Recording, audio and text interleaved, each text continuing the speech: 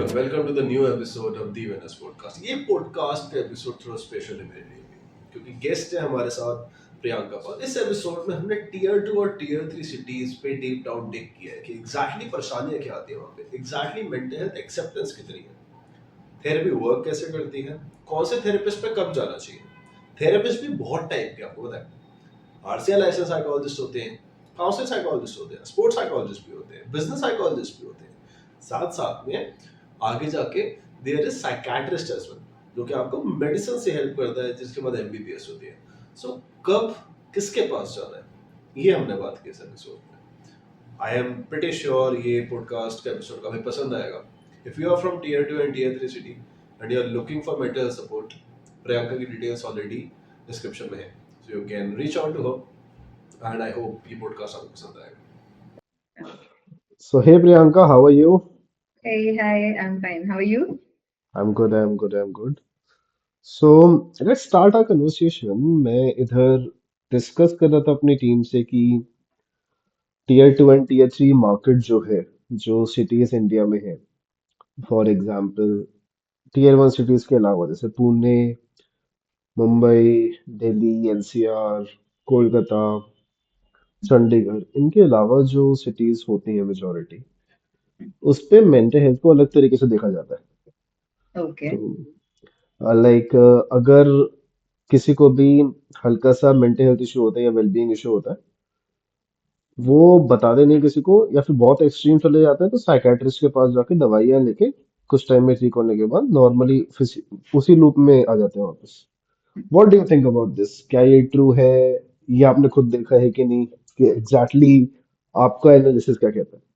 हाँ, ज्यादातर साइकेट्रिस्ट के पास जाते तो है लोग, लेकिन जैसे हम्म। मैंने मतलब जैसा मेरा अनुभव रहा है, जैसा मेरा एक्सपीरियंस एक न्यूरो साइकेट्रिक सेंटर में जैसा रहा है, ऑलमोस्ट 1 साल तक थी, उससे मुझे पता चला कि साइकेट्रिस्ट से पहले भी लोग बहुत सारे ऑप्शंस ट्राई करते हैं, जो कि हम सुपरस्टिशंस कह सकते हैं, या फिर जैसे जैसे आप कहना चाहो, नाम देना चाहो, ऐसे बहुत सारे नाम है जो कि मैं कंट्रोवर्सी में नहीं पढ़ना चाहती इसलिए, लेकिन फिर भी लोग अपने टाइम से, अपने वो जिस एनवायरनमेंट में रह रहे हैं वहां से जो जो ऑप्शंस उनको मिल रहे हैं, अवेलेबल हो रहे हैं, वो सारे ऑप्शंस ट्राई कर रहे हैं। और उसमें से बहुत ज्यादा ऐसे ऑप्शंस मुझे लगते हैं कि जिसमें वो अपना टाइम वेस्ट करते हैं, just because they are unaware of what is mental health and how it should be treated.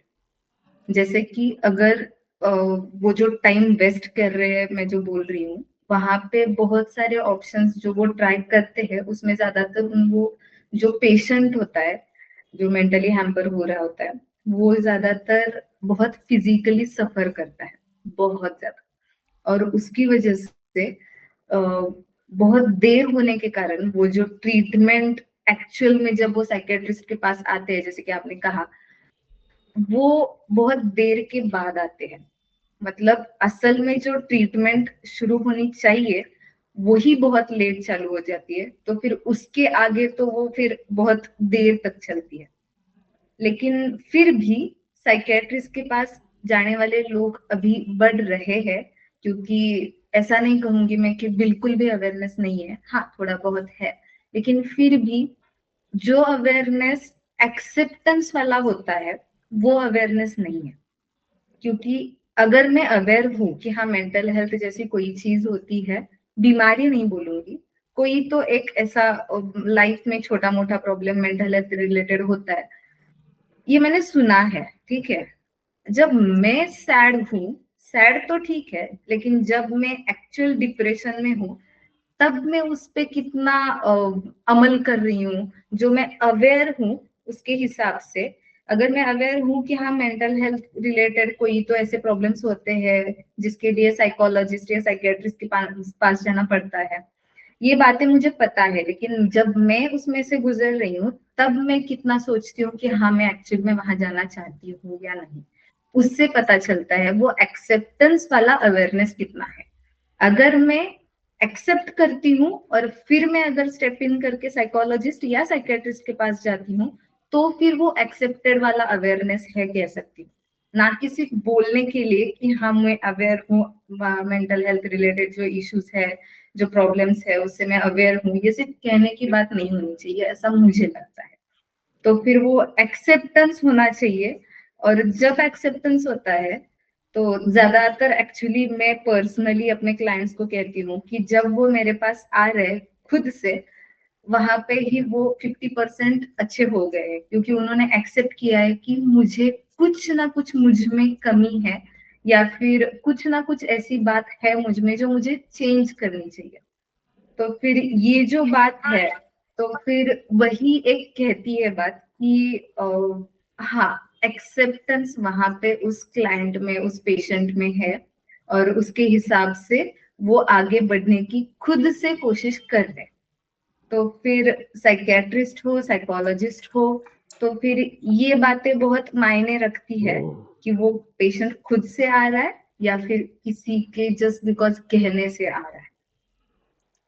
Right. अगर इसी को हम लोग देख के चलें तो हम्म, जो टीयर 2 एंड टीयर 3 सिटीज होती हैं वहाँ हम्म, पे आपने सही कहा कि एक्सेप्टेंस कम है। वहाँ पे अगर खुद लोग आ रहे हैं तो it's a great step that they are making. वो एक्चुअली। कहीं हद तक पर्सनली खुद से एक बहुत बड़ी फाइट लड़के आ रहे हैं। और अगर वो उस पे जीत हासिल कर लेते हैं तभी वो थेरेपी के लिए आ रहे हैं। अगर वो टीयर 3 से रहते हैं, मेजोरिटी किसी जैसे ही होते हैं। तो काफी मैं देखता हूँ लोग मार्केट करते हैं कि आपका जो गट है वो आपका सेकंड ब्रेन है, आपका जो हार्ट है वो सेकंड ब्रेन है, जो फर्स्ट ब्रेन है उस पर तो पहले ध्यान दे लो आप। राइट। तो अगर आप कुछ एडवाइस करना चाहते हैं कि हाँ ये चीज़ें अपनी फैमिली में या फिर अपने फ्रेंड्स में या फिर इंटरनली आपको खुद भी फॉलो करनी चाहिए, स्पेशली जो एक्सेस नहीं कर पाते थेरेपी ज़्यादा इजीली, कुछ ऐसे सेट ऑफ रूल्स या कुछ ऐसे टेक्निक्स, कुछ एक्सरसाइजेस इन लोगों को करने चाहिए।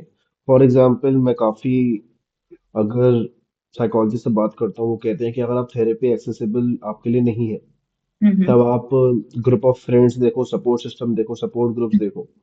तो वैसे आप क्या एडवाइस करती हैं कि ये चीज़ फॉलो करनी चाहिए या फिर ये चीज़ अगर वो करेंगे तो कहीं हद तक they will be able to recover? हाँ, ये सही है कि कुछ, और इसमें कुछ गलत नहीं है कि खुद से पहले ट्राई करना और फिर साइकोलॉजिस्ट या फिर साइकेट्रिस्ट के पास जाना, कुछ भी गलत नहीं है। लेकिन मैं चाहती हूँ कि आप जो बोल रहे हो कि हाँ फ्रेंड सर्कल होता है या फिर सपोर्ट ग्रुप्स वगैरह, support group under the guidance अलग बात है, पूरी की पूरी अलग बात है। लेकिन जो आप बोल रहे हो कि हाँ फ्रेंड्स है, फैमिली मेंबर्स है जिनके साथ शेयर करना, ये वगैरह बातें, ये एक्चुअली मैं कहती हूँ कि that will not be considered as a counselling, okay, obviously not. That will be just a part of sharing, जो कि बहुत इंपॉर्टेंट पार्ट है। मैं ऐसा नहीं कह रही हूँ कि ये जरूरी नहीं है, ये इंपॉर्टेंट नहीं है, कुछ मायने नहीं रखता। ये बहुत इंपॉर्टेंट पार्ट है कि कोई अगर, मुझे कोई ऐसी बात है जो मुझे ट्रिगर कर रही है, और मैं ऐसे ही दबा के बैठी हूँ मेरे मन में, और मैं नहीं, वो बात मुझसे बाहर नहीं आ रही है, किसी के पास भी शेयर नहीं कर पा रही हूँ, तो फिर वो जब बाहर जब आती है तो बहुत अगलियर वे में बाहर आती है। ठीक है, क्योंकि अगर वो बात बहुत बरसों तक, बहुत दिनों तक, बहुत बरसों तक अगर ऐसे ही दबाई पड़ी है, तो फिर वो बहुत बुरी तरीके से बाहर आने के चांसेस बहुत सारे हैं। ऐसा सिगमंड फ्रॉइड जो है, जो साइकोलॉजी के हम फादर जिनको कहते हैं, उनकी ये बात है।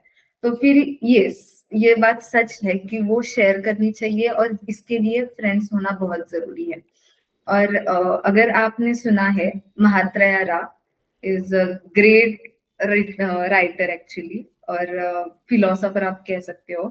उनके बुक में उन्होंने लिखा है, ठीक है, जो कि मैं भी बहुत बहुत मानती हूँ, कि आपको अगर लगता है कि मुझे ऐसा कोई पर्सन चाहिए जिससे मैं विदाउट फिल्टर मैं बातें शेयर कर सकती हूँ, और आपको लगता है कि that person will be the gift for me in my life, और ये सही भी है, तो फिर मैं चाहती हूँ वो गिफ्ट आप खुद क्यों नहीं बन जाते दूसरों के लिए। जब हर एक आदमी ये सोचेगा कि हाँ, जैसा मैं चाहती हूँ कि ऐसा पर्सन मेरी लाइफ में एक हो जिससे मैं हर एक बात शेयर कर सकती हूँ, किसी के लिए वो एक आदमी आप खुद क्यों नहीं बन सकते? जब ये हर एक आदमी इम्प्लीमेंट करेगा, तब मेंटल हेल्थ का जो बढ़ता हुआ ग्राफ है वो बहुत ही न्यूट्रल होता जाएगा, बहुत ही न्यूट्रल होता जाएगा। क्योंकि हाँ, अभी जो बिलीफ सिस्टम जो है वो बहुत कम होती जा रही है। जब अगर हम बात करें कि प्रीवियस टाइम में एक जुबा देना का मतलब क्या होता था, और आज अगर मैं आपसे ऑन स्क्रीन अगर कह भी रही हूँ कि हाँ मैं आपसे बोलती हूँ, मैं आपको जुबा देती हूँ कि ये बात मैं किसी से नहीं कहूंगी, कितना बिलीव कर पाओगे आप मुझ पे? नहीं। हम कितना भी कहे कि 100% मैं आप पे भरोसा करता हूँ और फिर बात कहूंगा, नहीं, कहीं ना कहीं कभी ना कभी वो बात दिल में रहेगी। और ये टाइम के हिसाब से चेंज होता जा रहा है, वो बिलीफ सिस्टम उतनी स्ट्रांग नहीं रही है, और वो होनी चाहिए। एटलीस्ट दूसरों से हम नहीं एक्सपेक्ट कर सकते, लेकिन ये घर से तो स्टार्ट होनी ही चाहिए।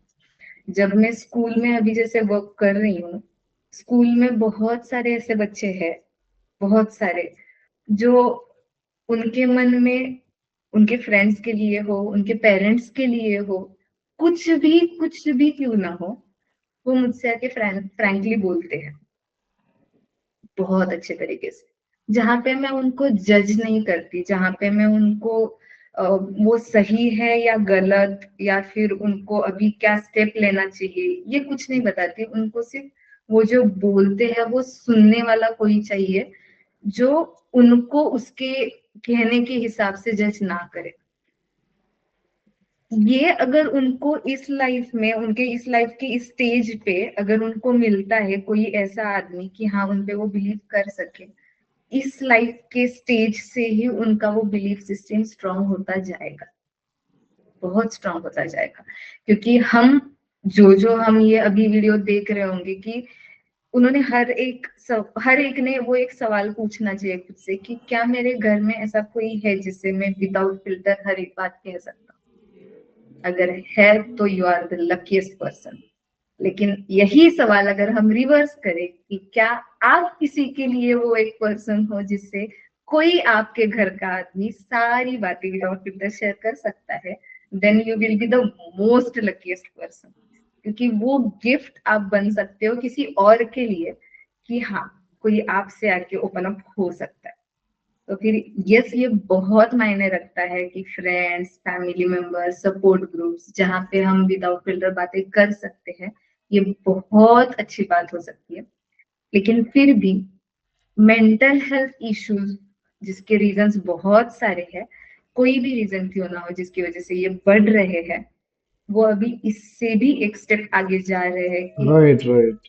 just because even if I'm sharing it with someone, still that I'm not able to control that one thing कि जो जो भी कुछ हो, डिप्रेशन हो, स्ट्रेस हो, या फिर वो थॉट्स हो, या फिर वो एंजाइटी हो, कुछ भी ऐसे कोई भी इश्यूज क्यों ना हो, या फिर रिलेशनशिप इश्यूज हो, शेयर करने के बाद भी हमें लगता है कि नहीं, अभी भी वो ठीक नहीं हो रहा है, वो कहीं पर तो दिमाग में, मन में है, जो मैं जिससे बाहर नहीं आ पा रहा हूँ, और वो मेरे जो नॉर्मल रूटीन जो मेरा है, डेली रूटीन, उस पे ये सारी बातें बहुत अफेक्ट कर रही है। This is the time when they will have to reach a professional person like psychologist और साइकियाट्रिस्ट। बेसिक्स पे जाते हैं वापस कि थेरेपी होती क्या है, क्योंकि काफी लोगों का अभी मिथ है, और टीयर 2 एंड टीयर 3 सिटी में, स्पेसिफिकली टीयर 1 में भी कुछ लोगों का है अभी कि थेरेपी में कुछ नहीं होता, मैं किसी को पैसे दे रहा हूँ सिर्फ बात करने के लिए, यार वो तो मैं अपने दोस्तों से कर लूँ। राइट, तो थेरेपी होती क्या actually? Very nice question, actually. I don't know whether you also know or don't know about it, but if you know, that is the great thing. But for those it will be who don't know, कि psychologist में भी clinical psychologist और counselling psychologist होते हैं, ठीक है? Psychiatrist तो बहुत ही अलग है। तो फिर पहले साइकेट्रिस्ट और साइकोलॉजिस्ट में फर्क ये है, साइकेट्रिस्ट जो है वो पूरे के पूरे डॉक्टर्स है, ठीक है? जिनके पास जाके हॉस्पिटल्स में जो ट्रीटमेंट मिलती है वो है साइकियाट्रिस्ट, ओके।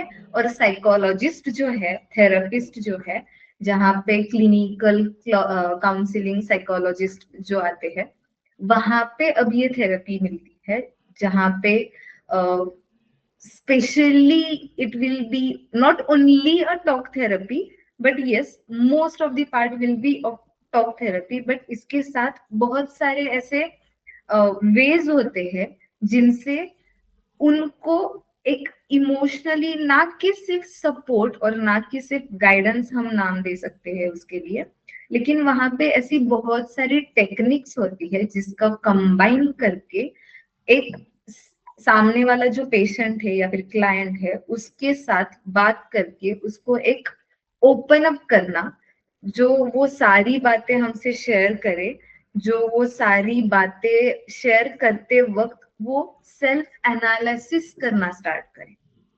अब हम जो बातें करते हैं, ठीक है, अगर आपने लिया कि हाँ मैं आपकी फ्रेंड हूँ और आप मुझसे कुछ बातें शेयर कर रहे हैं, तो फिर मैं वहां पे हाँ ठीक है, हाँ करेक्ट है, हाँ बराबर है, उसके हिसाब से मैं आपको कहूंगी, क्योंकि आप मेरे फ्रेंड हो। तो फिर हाँ नहीं तुझे ये करना चाहिए, नहीं तो तुझे वो करना चाहिए, नहीं आप ये एक बार सोच भी लो, हाँ मुझे लगता है, नहीं तुम कैसे गलत हो सकते हो, नहीं ठीक है बराबर है।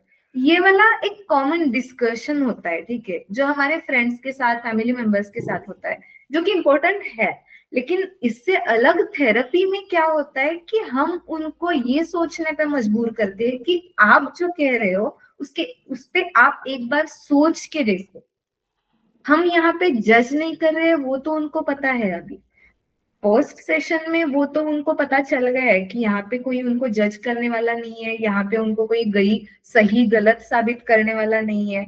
यहाँ पे हम उनको सुन रहे हैं और हम उनकी हेल्प के लिए हम यहाँ पे बैठे हैं। वो तो फर्स्ट सेशन में उनको पता चल गया है, तो फिर ये सवाल बाकी के सेशंस में नहीं रहता। लेकिन फिर भी थ्रू आउट द थेरेपी जो हम अलग अलग क्या बोलते हैं कि थेरेपीज के जो पार्ट्स होते हैं, या फिर हम वहां पे जो एक अलग अलग पार्ट्स में उनसे एक क्या बोल टेस्ट का कॉम्बिनेशन भी हो सकता है थेरेपीज में। अगर हमें लगे कि सामने वाला ओपन अप नहीं हो रहा है, तो फिर ऐसी कई सारे टेस्ट है जिसके थ्रू वो ओपन अप हो सकता है, तो फिर वो हम चेक करते हैं। या फिर हम वहां पे ऐसी टेक्निक्स होती है बहुत सारी, जो हर एक पर्सन पे डिपेंडेंट है कि कौन सी टेक्निक हमें वहां पे इम्प्लीमेंट करनी चाहिए उस पर्सन के हिसाब से। और ऐसे भी नहीं है कि हर एक पर्सन के लिए सिर्फ एक ही टेक्निक, वो कॉम्बिनेशन ऑफ टेक्निक्स भी हो सकता है। क्योंकि अगर एक पर्सन हमें आज कुछ कह रहा है एक सेशन में, और जब नेक्स्ट सेशन वो आ रहा है और उससे कुछ अलग निकल रहा है, तो फिर वहां पे हमें टेक्निक्स चेंज करनी पड़ती है। जो हमने सोचा था कि हाँ इस फ्लो में इसका हो सकता है थेरेपी का सेशंस, तो उस हिसाब से कभी कभार नहीं भी होता, तो फिर हमें वो वहां पे टेक्निक्स चेंज करनी पड़ती है। तो फिर हम वहां पे कोई भी एक टेक्निक का नाम लेके या फिर कोई एक क्या बोलते हैं एक वे का नाम लेके हम उनको नहीं बताते कि हाँ हम ये यूज कर रहे हैं, वो यूज कर रहे हैं, क्योंकि हम नहीं बता सकते। तो फिर वो कॉम्बिनेशन ऑफ टेक्निक्स आप कह सकते हो। थेरेपी में ये होता है कि हाँ टेक्निक्स होती है या फिर हम टेस्ट का कॉम्बिनेशन होता है, वो होता है। लेकिन हमारे गाइडेंस ये नहीं हो सकता कि हम ही सिर्फ गाइड कर रहे हैं। वो एक सेल्फ एनालिसिस और टू वे कॉन्वर्जेशन वो होता है, ठीक है, सिर्फ वन वे से नहीं होता वो। तो फिर ये सब मिलजुल के सब वो एक थेरेपी कहलाती है, ना कि एक सेशन सिर्फ थेरेपी हो सकती है। वो एक होल एंड सोल प्रोसीजर है जिसको हम थेरेपी कहते हैं। ठीक है। अगर हम उसे थेरेपी कह रहे हैं, उसे ही हम लोग आगे प्रोसेस कर रहे हैं। आपने स्टार्टिंग में बताया कि साइकेट्रिस्ट चीज अलग होती है, साइकोलॉजी अलग होता है, क्लिनिकल अलग होता है, और भी डिफरेंट पार्ट्स होते हैं। तो सब में डिफरेंस क्या है? Majority of the difference that is between RCR license therapist जो क्लिनिकल साइकोलॉजिस्ट होते हैं यस और साइकेट्रिस्ट होते हैं और काउंसलर साइकोलॉजिस्ट होते हैं, इन तीन में सबसे ज्यादा डिफरेंस क्या है? यस, अभी यहाँ पे बहुत अच्छा क्वेश्चन है कि जो क्लिनिकल साइकोलॉजिस्ट होते हैं जिनके पास आरसीआई लाइसेंस है वही क्लिनिकल साइकोलॉजिस्ट कहलाते हैं। ठीक है, जिनके पास नहीं है, फिर भी जिन्होंने मास्टर्स अगर क्लिनिकल साइकोलॉजी में किया है, फिर भी वो क्लिनिकल साइकोलॉजिस्ट नहीं कह पाते जब तक उनके पास आरसीआई का लाइसेंस नहीं है। ठीक है, ये सिर्फ साइकोलॉजिस्ट की बात करी है, फिर साइकियाट्रिस्ट बाद में बताती हूँ। और काउंसलिंग साइकोलॉजिस्ट जो होते हैं वो आरसीआई लाइसेंस जिनके पास नहीं होता, जिन्होंने मास्टर्स कंप्लीट किया होता है स्पेशलाइजेशन विद काउंसलिंग या फिर क्लिनिकल हम कह सकते हैं, तो फिर वो जो बात होती है वो काउंसलिंग साइकोलॉजिस्ट या फिर साइकोलॉजिस्ट कहलाते हैं। ठीक है, और इनमें मेन डिफरेंस जो है, काउंसलिंग साइकोलॉजिस्ट जो होते हैं वो टॉक थेरेपी मेजर होती है। बहुत सारे टेस्ट जो मैंने अभी बोले, तो उनमें से बहुत कम ऐसे टेस्ट है जो लीगली काउंसलिंग साइकोलॉजिस्ट प्रोवाइड कर सकते हैं या फिर इलिजिबल है वो कंडक्ट करने के लिए टेस्ट, जैसे कि मैं काउंसलिंग का साइकोलॉजिस्ट हूँ, तो फिर वो एक रिस्ट्रिक्टेड रहता है एरिया काउंसलिंग साइकोलॉजिस्ट के लिए।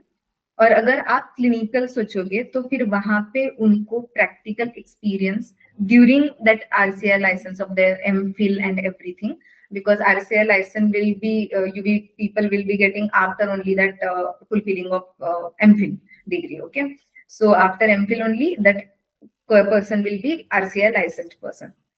तो फिर ये जो होते हैं उनके पास बहुत vast area, almost all area रहता है। सिर्फ वो टैबलेट्स नहीं दे सकते, वो छोड़ के उनके पास टेस्ट का कोई भी रिस्ट्रिक्शन नहीं होता। वो सारे टाइप के टेस्ट अगर उनको एक्सपीरियंस है, अगर उन्होंने ट्रेनिंग लिया है, तो फिर वो बहुत अच्छे से कर सकते हैं। उसके साथ वो टॉक थेरेपी मतलब काउंसलिंग का जो सारा पार्ट है वो सारा का सारा जैसे कहते हैं क्लिनिकल में आता ही है, और जो रिस्ट्रिक्टेड पार्ट काउंसलिंग में था वो भी इंक्लूडेड क्लिनिकल में हो जाता है। ठीक है, तो ये रहा दोनों का डिफरेंस। और अब इन दोनों से साइकियाट्रिस्ट कैसे अलग है, तो फिर साइकियाट्रिस्ट जो होते हैं, जो मैंने बोला कि डॉक्टर्स होते हैं जिन्होंने एक डॉक्टरेट डिग्री ली होती है साइकियाट्री में। ठीक है, तो फिर वो बहुत ही अलग पार्ट होता है जहाँ पे पेशेंट को ज्यादातर हॉस्पिटल्स में जो ट्रीटमेंट दी जाती है वो दी जाती है साइकियाट्रिस्ट के थ्रू, वो डॉक्टर्स के थ्रू दी जाती है। जहाँ पे काउंसलिंग या फिर हम जो कहते हैं कि वहां पे काउंसलिंग वगैरह, काउंसलर्स वहां पे रहते हैं हॉस्पिटल्स में, जो एक्सपीरियंस्ड है काउंसलिंग में वो भी वहां पे रहते हैं। और खुद साइकियाट्रिस्ट भी सजेस्ट करते हैं कि दवाई के साथ साथ, जो खुद दवाई देते हैं डॉक्टर से, तो वो दवाई के साथ साथ काउंसलिंग का पार्ट भी आप आगे लेते जाए, तो फिर वो टू वेज में कनेक्ट रहता है, जो कि राइट। क्लिनिकल या फिर काउंसलिंग साइकोलॉजिस्ट में दवाइयां वगैरह वहां पे वो सजेस्ट नहीं करते, वो प्रेफर करते हैं साइकियाट्रिस्ट के पास जाने के। तो एक बार नटशेल में मैं बता देता हूँ, बहुत ही छोटे में, बहुत ही ब्रीफ में, कि अगर आपको पैटर्न एनालाइज करना है, आपकी लाइफ में कुछ सही नहीं जा रहा, फॉर एग्जांपल रूटीन बिगड़ा हुआ है, हम्म, आप एक ही चीज पे लूप में फंसे हुए हो, आपको लग रहा है आप निकल नहीं पा रहे, आप रिलेशनशिप इश्यूज में हो, आप काफी ज्यादा सोचते हो कुछ चीजों के बारे में, काफी स्ट्रेसफुल होता है, तो counsellor psychologist can be a thing.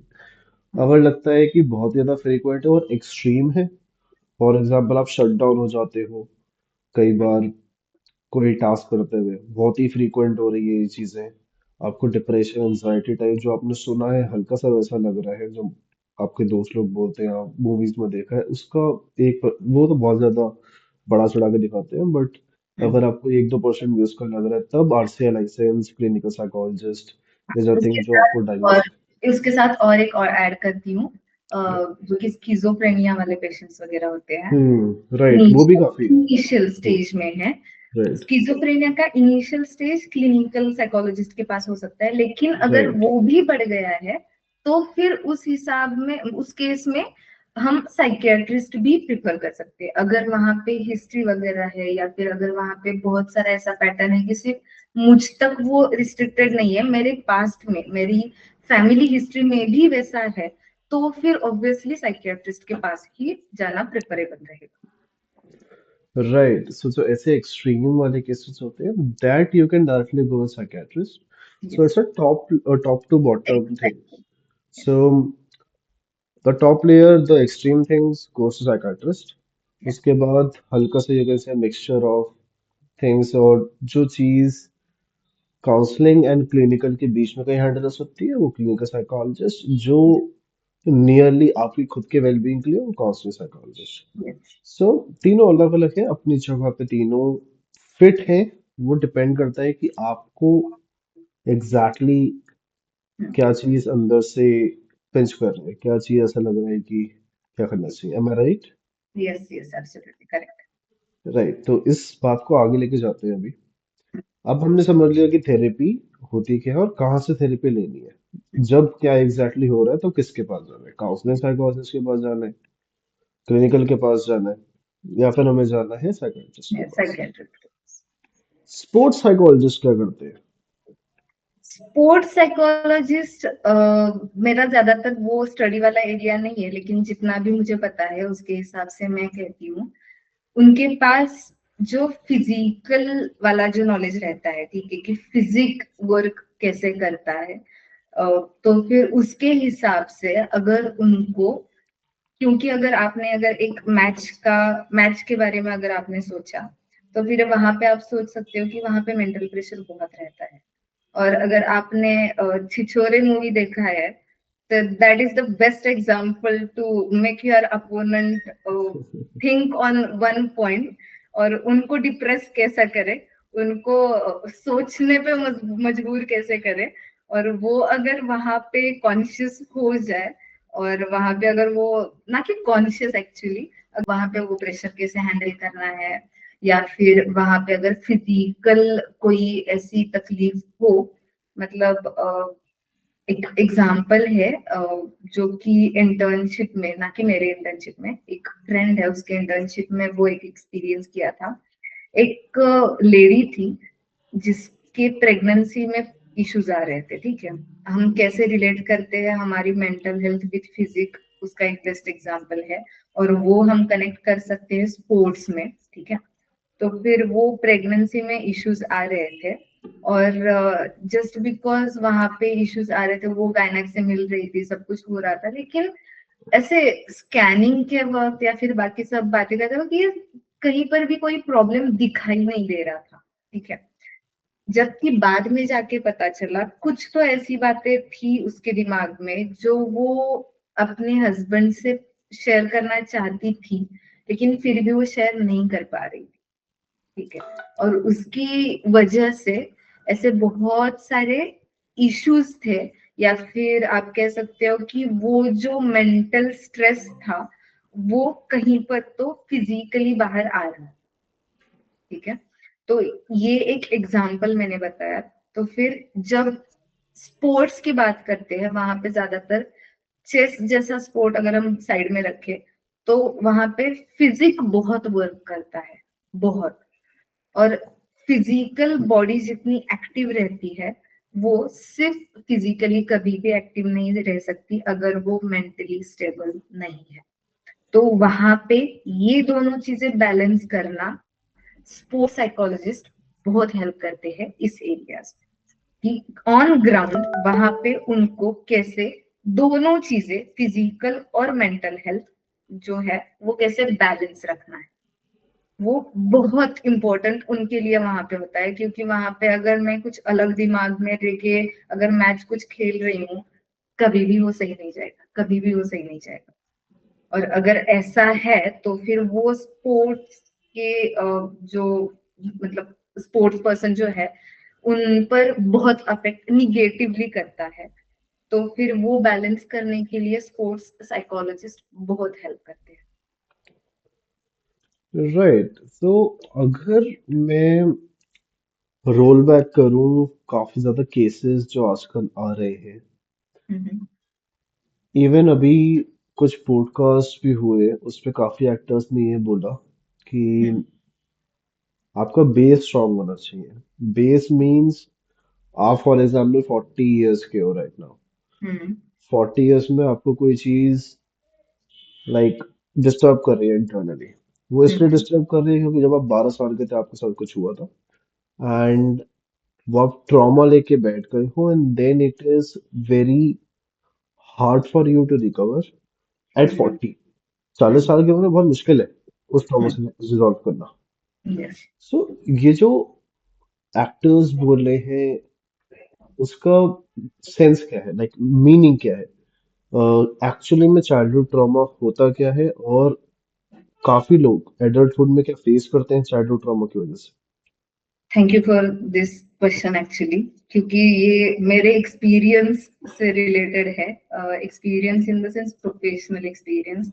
जैसे कि मैंने कहा कि मैं न्यूरोसाइकेट्रिक सेंटर में काम करती थी, और जैसे कि मैंने ये भी कहा कि मैं अभी स्कूल में काउंसलिंग साइकोलॉजिस्ट का काम कर रही हूँ।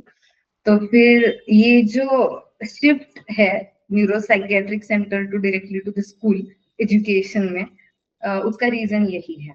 वहां पे जो मैंने पेशेंट्स देखे, वहां पे सारे पेशेंट्स ऑब्वियसली 22 एक 35-40 के रेंज में, ये 20 साल के रेंज में बहुत सारे पेशेंट्स जो मैंने देखे। और जब उनसे बात करती थी तब बहुत सारे ऐसे पेशेंट्स थे, ना कि सारे बट बहुत सारे पेशेंट्स ऐसे थे जिनका कहीं ना कहीं पर ऐसे लगा मुझे कि उनका जो अ, हम हमारी लैंग्वेज में हम कहते हैं कि ऑनसेट, जो ट्रिगरिंग वाला पॉइंट है, जो स्टार्ट वाला पॉइंट है, ये इश्यूज स्टार्ट होने वाला पॉइंट, वो कहीं ना कहीं पर उनकी स्कूलिंग लाइफ में है या फिर उनके बचपन में है। ठीक है ना, स्कूलिंग स्टार्ट होने से पहले या फिर ऐसे कुछ। और वो अगर इस हद तक पहुंच सकता है कि 20 to 30 एज में एडमिट होने के, जैसे कि हमने हायरार्की अभी जैसे आपने बोला शॉर्ट में कि हाँ साइकेट्रिस्ट एंड का ऑप्शन रहता है, तो फिर उस एंड के ऑप्शन पे जाने तक की नौबत आ गई उनके लिए। तो फिर आप सोच सकते हो कि वो ऑनसेट जब था या फिर वो जो ट्रिगरिंग पॉइंट जब था, अगर उनको वहीं पे कुछ जरूरी हेल्प मिल जाती, तो फिर वो उनको आज का दिन इतने बुरे तरीके से नहीं सहना पड़ता। और ज्यादातर मेंटल हेल्थ पेशेंट्स में ये होता है कि उनसे ज्यादा उनके घर वालों को सफर करना पड़ता है। हाँ, उनको भी सफर करना पड़ता है, लेकिन उनसे भी ज्यादा बहुत सारा सफर उनके घर वालों को भी करना पड़ता है, क्योंकि वो तो ऑलमोस्ट अनकॉन्शियस होते हैं, उनको क्या कर रहे हैं पता नहीं होता, ये वगैरह वो सब कुछ दिमाग में चलता रहता है कि अनकंट्रोल्ड वाली चीजें होती रहती है। लेकिन ये अनकंट्रोल्ड पर्सन को कंट्रोल करना कितना डिफिकल्ट हो सकता है, आप सोच सकते हो। तो फिर वो घर वालों के लिए बहुत डिफिकल्ट होता है, और ये मैंने देखा है हॉस्पिटल्स में। तो फिर यस, कि ये चाइल्डहुड ट्रॉमास हम कहते हैं, ये बहुत अफेक्ट करते हैं बाद में जाके। वो उस टाइम पे शायद बाहर आ भी नहीं रहे हो at the time of they are suffering from in their childhood. It might not be coming out at that stage of time, but yes, it will come in later on there of their life. और उसमें parents का बहुत बड़ा role है। अगर childhood हम कह रहे हैं तो चाइल्डहुड पेरेंट्स के बिना नहीं होता, और अगर वो पेरेंट्स के बिना हो भी रहा हो तो भी वो डिफिकल्ट है। लेकिन अगर पेरेंट्स है और वहां पे अगर बच्चे सफर कर रहे हैं चाइल्डहुड ट्रॉमा से, तो फिर कहीं ना कहीं पेरेंट्स की ये बहुत बड़ी रिस्पॉन्सिबिलिटी है कि हम हमारे बच्चों को किस तरह से पाल पोस के बड़ा कर रहे हैं, किस तरह से हम्म। उनके साथ खड़े हैं, और किस तरीके से हम उनको समझ पा रहे हैं। क्योंकि अगर चाइल्डहुड में वो किसी हालात से अगर गुजर रहा है और हमें पता भी नहीं चल रहा है हम पेरेंट्स को, तो फिर ये बहुत एक बुरी बात, या फिर हम बहुत हम्म। नाराजगी वाली बात कह सकते हैं इस बात के लिए। तो फिर वो पेरेंट्स के लिए बहुत चैलेंजिंग है अब कि हमारे बच्चों को ऐसे ट्रॉमा से ना गुजरने दे और उनसे बात करें।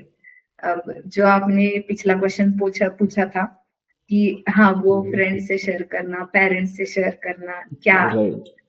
अब ये पॉइंट अब बहुत ही मतलब जिंदा वाला एग्जांपल सामने आया है कि चाइल्डहुड ड्रामा में पेरेंट्स का बहुत पार्ट है, बहुत बड़ा पार्ट है कि वो अपने बच्चों से किस तरीके से रिलेशन एक डेवलप कर रहे हैं।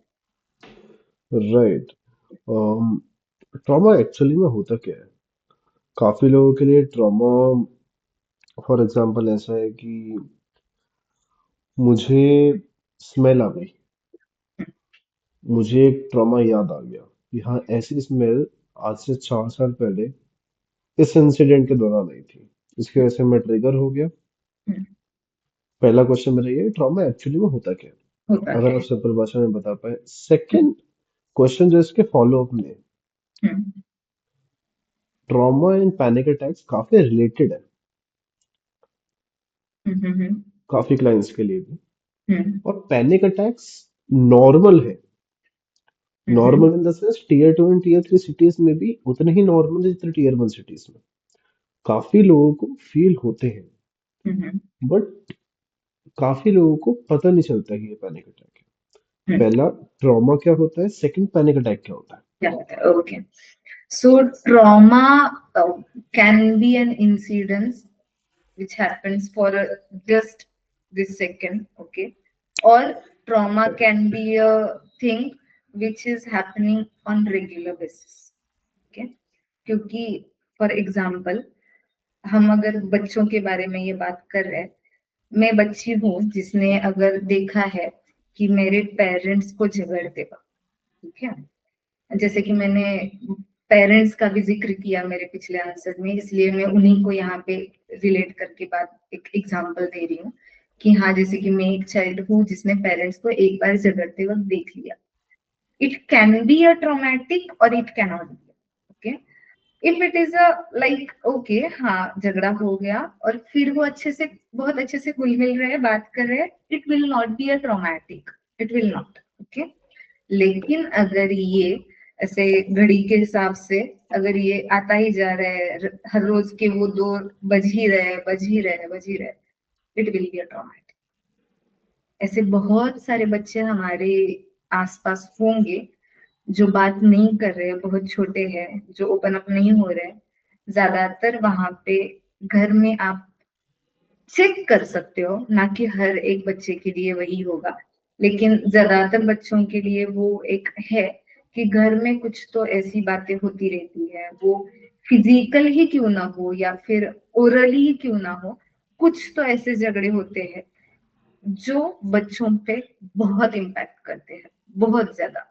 और बच्चे दुनिया में आने के बाद सबसे ज्यादा कनेक्ट जिन लोगों से है, वहीं से अगर उनको डर लग रहा है, वहीं पे अगर उनको वो सेफ नहीं फील हो रहा है, वहीं पे अगर उनको खुद को क्या चाहिए ये बात भी अगर वो खुले दिल से नहीं कह पा रहे हैं, तो फिर वहां पे सच में ऐसी बातें, ऐसी चीजें बाद में जाके ट्रॉमेटिक हो सकती है, ठीक है।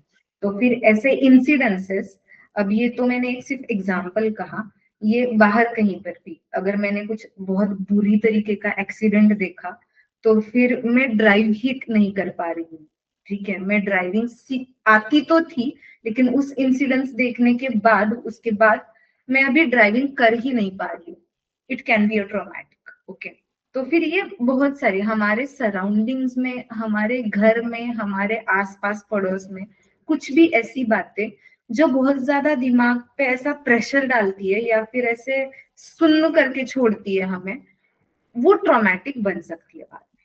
तो फिर ऐसे इंसिडेंसेस को हम ट्रॉमा कह सकते हैं, जिसके बाद हमारा लाइफ का वो छोटा सा कुछ तो एक हिस्सा था, जैसे कि मैंने ड्राइविंग एक एग्जांपल किया, वो तो फिर उस इंसिडेंस के बाद ऐसी छोटी छोटी जो बातें, मेरा एक रूटीन लाइफ थी वो बिगड़ गई है और वो रूटीन पे, रूट पे नहीं आ रही है, और वो ऐसे कहीं पर तो एक बिगड़ हम्म। रही है वो सारी बातें। तो फिर वो इंसिडेंसेस जो इसके लिए रीजन है, उनको हम ट्रॉमा कह सकते हैं, ठीक है।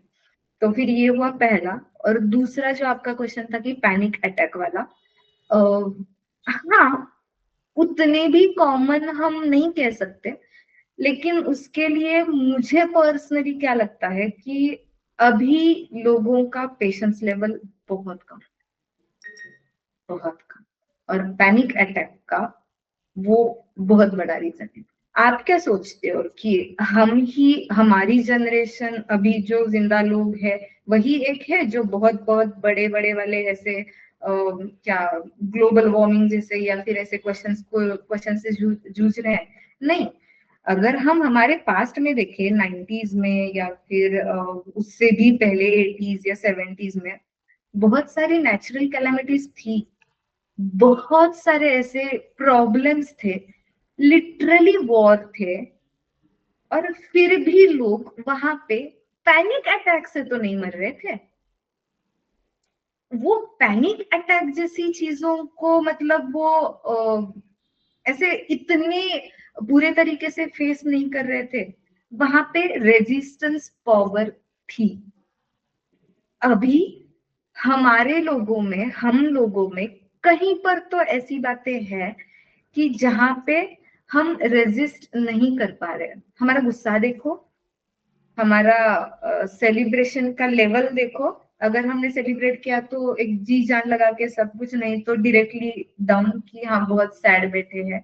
या फिर आप ऐसे देखो कि एक्सपेक्टेशंस का लेवल देखो, या फिर हमारा सेटिस्फैक्शन का लेवल देखो। ये हमारे बहुत एक्सट्रीम पॉइंट्स बन चुके हैं। ये कहीं बीच में हमें रोकने के लिए आ ही नहीं रहा है कि सेटिस्फैक्शन इस पॉइंट पे भी मिल सकता है। हाँ, ये शॉकिंग है मेरे लिए, लेकिन ये शॉक मैं सह सकती हूँ। पैनिक अटैक्स के बहुत सारे रीजंस ऐसे भी है कि मेरे घर वाले कोई गुजर गया तो फिर मुझे पैनिक अटैक आ गया। समझती हूँ, मैं बहुत अच्छे से समझती हूँ कि ये बहुत बड़ा लॉस है आप लोगों के लिए, लेकिन हम उससे बाहर कैसे आते हैं यही नहीं सीख रहे हैं। उसको हैंडल कैसे करना है यही हमें समझ नहीं आ रहा है। इससे पहले भी ऐसे बहुत सारे, ये दुनिया में ऐसे कोई भी मतलब there is no person in this life कि वो हमेशा से जिंदा रहता आया है और वहां पे जिसने कोई वो एक फैमिली लॉस या फिर कोई भी ऐसा लॉस नहीं सहा हो। लेकिन फिर भी मैं अग्री करती हूँ, बहुत सारी ऐसे इंसिडेंसेस हैं जहाँ पे वो पैनिक अटैक्स बहुत ही आते हैं। अगर आपको एक्सट्रीम लेवल वाला मैं एग्जांपल दे दूं, जिस लड़की के लिए सेक्सुअल हैरेसमेंट जैसा अगर हम पॉइंट सोचे और वो एग्जांपल अगर हम देखें, उसके लिए पैनिक अटैक्स मतलब छोटी सी बात बिल्कुल भी नहीं है, बिल्कुल भी नहीं। उसके लिए आप जो ट्रॉमेटिक बोल रहे थे वो ये ट्रॉमेटिक हो सकता है, without any doubt, right? In that case, there will be many types of symptoms, or there will be many types of things which might give her that traumatic panic attack. Okay, जहाँ पे वो नहीं सह पा रहे हैं, तो फिर यहाँ पे हम ऑब्वियसली वहां पे उस लड़की को दोष नहीं दे सकते। Sorry to make that sexual harassment only for that girl child, because nowadays it is in reverse direction also, कि बहुत सारे लड़के भी है कि जिनको ये सेक्सुअल हैरेसमेंट से गुजरना पड़ रहा है।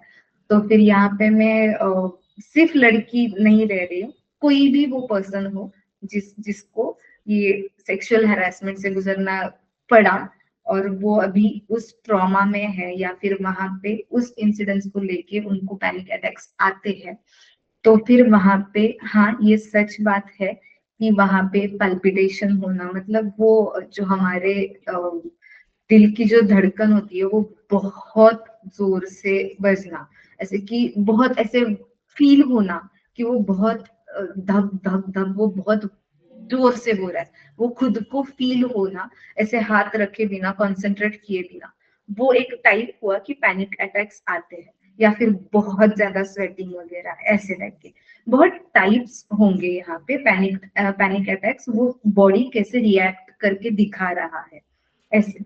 तो फिर ऐसे बहुत सारे इंसिडेंसेस हैं, मैं अग्री करती हूँ, जहाँ पे पैनिक अटैक्स आते हैं। वो अगर घर में कोई गुजर गया है तो पैनिक अटैक्स आ सकते हैं, जहाँ पे हम बहुत इमोशनली, ना कि सिर्फ अटैच, क्योंकि अटैच तो हम सभी रहते हैं, लेकिन वहां पे हम इमोशनली डिपेंडेंट थे और इसकी वजह से वो थोड़ा पैनिक अटैक्स जैसे चीजें होती है। या फिर जैसे कि मैंने सेक्सुअल हैरेसमेंट का कहा, या फिर और ऐसे कोई भी, जैसे कि एक्सीडेंट बोला मैंने, ऐसी बहुत सारे इंसिडेंसेस जो हम एक्सपेक्ट ही नहीं कर रहे थे और वहां पे ऐसा हुआ है। तो फिर इन हालात में वो ट्रॉमेटिक इंसिडेंसेस बाद में बुरी तरीके से बाहर आ सकते हैं, या फिर वो जो पैनिक अटैक्स के जैसे वो बाहर आ सकते हैं। वो बॉडी कैसे दिखाएगा कि ये ऐसा तुमने सहा है, वो हर एक बॉडी के ऊपर, हर एक पर्सन टू पर्सन वो डिफर करता है। राइट। सो पैनिक अटैक में एक्चुअली होता क्या है? मैंने अ, कई बार काफी लोगों को डिफाइन करते हुए देखा है कि आंखें बंद हो जाती हैं हम्म, और ब्लैंक सा कुछ आ रहा होता है। Even hmm, I was watching this series suits. Hmm, suits करके एक सीरीज है, उसमें हार्वी स्पेक्टर को भी पैनिक अटैक आता है और वो सॉरी। रेगुलर बेसिस पे आता है। हार्वी स्पेक्टर उसका एक करेक्टर है सूट्स का, उससे भी पैनिक अटैक आता है। हम्म, सक्सेशन मूवी है, उसमें भी जो मेन करेक्टर है उसे भी पैनिक अटैक आता है। हम्म, तो सबका, दोनों का काफी वे हल्का सा डिफरेंट है, लाइक काफी चीजें सिमिलर है, काफी चीजें डिफरेंट है। हम्म। पैनिक अटैक एक ही टाइप का होता है, सबके लिए सेम होता है, या फिर एक्चुअली वो होता क्या है पैनिक अटैक को? जैसे कि मैंने अभी कहा कि पैनिक अटैक्स डिफाइन करना पर्सन टू पर्सन अलग होता है। ठीक है, हम्म। वो डिफरेंट होता है क्योंकि ठीक है। एक इंसिडेंट के लिए अगर वो एक बहुत बुरा बुरा एक इंसिडेंस है, उसके लिए आपकी राइट। बॉडी जैसे रिएक्ट करेगी, जरूरी नहीं है कि मेरी भी बॉडी वैसे ही रिएक्ट करे। ठीक है, तो फिर वो पैनिक अटैक, जैसे कि आपने कहा कि आंखें बंद होना, वहां पे चक्कर सा अगर आ रहा है, I am not feeling conscious at all, that can be a way to reflect your way of panic attack. Okay, otherwise if there is, as I said, that palpitation हो रहा है, या फिर मैं बोल रही हूँ कि पूरी की पूरी बॉडी स्वेट हो रही है, वो भी एक हम बोल सकते हैं कि पैनिक अटैक उस तरीके से वो हमें दिखाई दे रहा है। ठीक है, हम वो जो हमारा हार्ट अटैक जो होता है, वो जैसे हम एक मशीन पे चेक करते हैं, वैसे जरूरी नहीं है कि हम पैनिक अटैक चेक कर पाए। राइट, तो फिर इन हालात में हर एक बॉडी कैसी, किस तरीके से वो पैनिक अटैक रिफ्लेक्ट कर रही है, उसके ऊपर वो डिपेंडेंट है। जैसे कि अभी पाल्पिटेशन हुआ, जैसे आपने बोला कि आंखें बंद होना, या फिर सक्सेशन वगैरह, ये जो कुछ भी ऐसी बहुत सारी जो वेज है, उन वेज के हिसाब से वो बॉडी रिफ्लेक्ट करता है कि पैनिक अटैक कैसे होता है। हम उनको सिर्फ वो एक डेफिनेशन में बाउंड नहीं कर सकते। अंडरस्टूड। तो सबके लिए अलग अलग एक्सपीरियंस होता है, सब अलग अलग तरीके से देखते हैं। तो हम्म, वैसे ही है, मेंटल हेल्थ भी सबके लिए अलग अलग है। हाँ हाँ। और लाइक काफी चीजें, फॉर एग्जांपल एक्सेप्टेंस बहुत इंपॉर्टेंट है इस फील्ड में, कि जो यस, मेरे लिए सही है शायद किसी और के लिए आपकी गलत हो बात सकता ये है। सही है, सही है, सही है, सच राइट। बात है। तो इसी को अगर आगे लेके जाए, अगर एंड नोट पे हम लोग आते हैं इस चीज के, तो आप क्या कहना चाहेंगी लोगों को जिसके बाद लोग थेरेपी लेने के लिए इनकरेज हो, स्पेशली वो लोग जो सोचते हैं कि थेरेपी एक्सेसिबल नहीं है? थेरेपी एक्सेसिबल है, ऑनलाइन आप इजीली बुक कर सकते हो। Counselling psychologist are affordable as 600 rupees per session to going towards 10,000 per session. Right. तो आपके पॉकेट के हिसाब से, आपके नीड्स के हिसाब से, आपके वांट्स के हिसाब से, आपके कंसर्न के हिसाब से, there is a psychologist available. Yes, online आने के बाद एक्सेसिबल हो गया सब। Yes, right. हो सकता है, हो सकता है, मतलब ये बहुत अच्छी बात है कि लोगों को पहली बात एक्सेप्टेंस होना, और जहां पे आपको लगता है कि मुझे जरूरत तो है, लेकिन फिर भी अगर आप उसके लिए कुछ हाथ पैर नहीं हिला रहे हो, उस पानी से बाहर नहीं आ सकते। हाँ, मुझे पता तो है कि मैं कहीं पर ऐसे में पानी के अंदर जा रही हूँ, लेकिन वो सिर्फ समझना काफी नहीं है कि हाँ पानी के अंदर जा रही हूँ। हाँ ठीक है, अभी छोड़ ही दो हाथ पैर हिलाना, जब तक हम अपनी साइड से कोशिश नहीं करते, हम्म। कोई भी थेरेपी, कोई भी सेशन, कोई भी ट्रीटमेंट वर्क आप पे नहीं हो सकता। तो फिर राइट। उसी के लिए वो एक्सेप्टेंस जो है वो बहुत काम करता है, बहुत काम। क्योंकि बहुत बार, हर बार एक्चुअली जब मैं कहती हूँ कि काउंसलिंग हो, थेरेपी हो, या फिर वो हम साइकियाट्रिस्ट के पास ट्रीटमेंट हो, कोई भी राइट। ट्रीटमेंट जब तक नहीं करोगे वो अपना असर नहीं दिखाएगी, कभी भी नहीं दिखाएगी।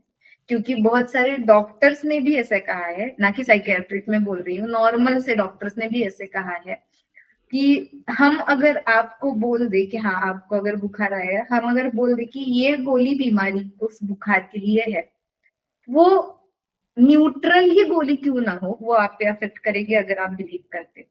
Belief system, again that same point, बहुत काम करता है। और उसका एक बेस्ट एग्जांपल अमेरिका में उन्होंने लोगों ने वहां पे एक एक्सपेरिमेंट भी करके देखा था कि एक जो आदमी जो जिनको अरेस्ट किया था, जिनको फांसी देने वाले थे, तो फिर वहां पे उनपे वो एक्सपेरिमेंट कर रहे थे। और वहां पे उन्होंने देखा कि ठीक है, अगर उन ये मरने वाला हम्म। ही है, उनको फांसी देनी ही है, तो फिर एक एक्सपेरिमेंट करके हम देखते हैं। उनको सांप के सांप, उनको बोलेंगे कि राइट। सांप का वो हम्म। एक इंजर, सांप की इंजरी से वो मरने वाले हैं। लेकिन वो उन्होंने उनको सिर्फ वो पिन से ऐसे किया था, ठीक है, उनको जैसे कि सांप का वो निशान दिखे उस तरीके से, लेकिन वो सांप का नहीं था, पिन का था। लेकिन उनको बोला गया कि ये सांप का है, आंखें बंद करके वगैरह। वो एक्सपेरिमेंट मुझे डिटेल्स नहीं पता, लेकिन वो कंडक्ट किया गया। और जो कि सांप नहीं था, एक सिंपल सा वो पिन था। लेकिन बाद में जब पोस्टमार्टम हुआ उनकी बॉडी में, वो पॉइजन जो स्नेक का होता है वो मिला। तो फिर हम यहाँ पे देख सकते हैं कि किस लेवल तक हमारी बॉडी विल को रिएक्ट करती है। ठीक है, वो जो हमारा बिलीफ सिस्टम है वो इतना स्ट्रॉन्ग क्यों है, जिसकी वजह से, मतलब अगर मैंने वो सादा टैबलेट का एग्जांपल जो लिया कि हाँ हमारी बॉडी उसके लिए रिएक्ट करेगी, सेम है।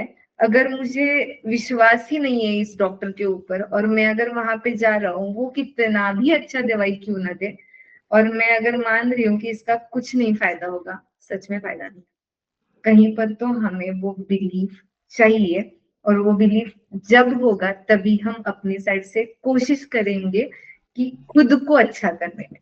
और वही है रियल वाला एक्सेप्टेंस, जहां पे हम जो चीजें जैसी है वैसे एक्सेप्ट कर रहे हैं विदाउट एनी मॉडिफिकेशन। और जब हम ये कह रहे हैं कि हाँ ये टू वे प्रोसीजर है, काउंसलिंग का हो या फिर कोई भी, टू वे मतलब दोनों तरफ से इक्वली पार्टिसिपेट होना, दोनों तरफ से इक्वली एफर्ट्स डालना, तब ये जाके आगे प्रोसीजर हो सकता है। हम यहाँ पे एक वे से काम नहीं कर सकते। राइट। सो मुझे भी काफी कुछ इंसाइट्स मिली इस यस, कन्वर्सेशन से, काफी एग्जांपल्स मिले, yes, and thank you for being yes, here. And conversation काफी इंसाइटफुल थी। आई होप यूजर्स और ऑडियंस को भी काफी कुछ सीखने को मिला होगा। Yes, yes, I hope to.